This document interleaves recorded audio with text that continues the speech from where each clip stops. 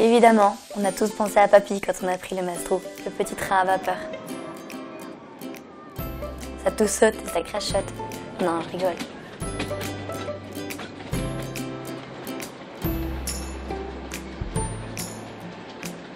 Le paysage entre Thomont et Boussieux était vraiment joli.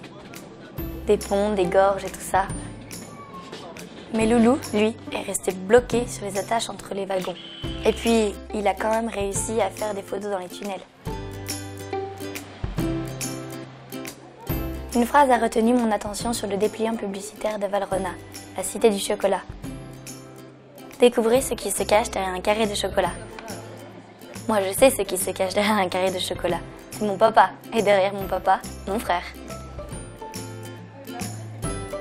J'avoue avoir été un peu gênée par leur gloutonnerie pendant la visite, mais j'ai compris en découvrant le panneau de l'exposition. La branche en fleurs du prunier accorde son parfum à qui l'a brisé. Pas faux, non?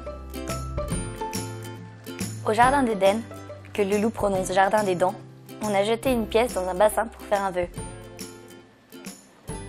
Un vœu pieux, comme dirait Papy. Loulou, lui, a fait le vœu de retourner à la cité du chocolat. Moi, celui qu'il reste à la cité du chocolat.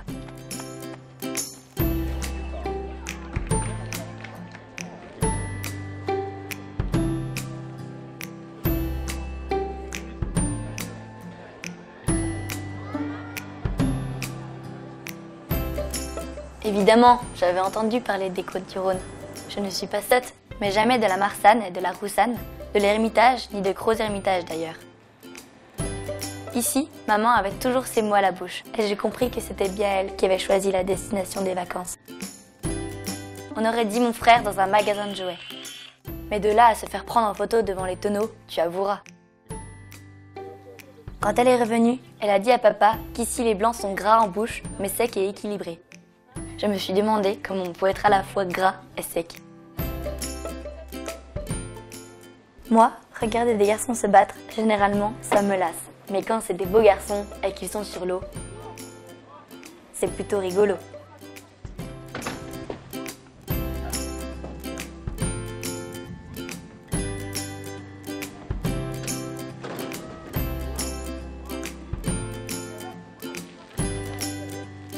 Mamie, je dois te laisser. Bon, on repart demain.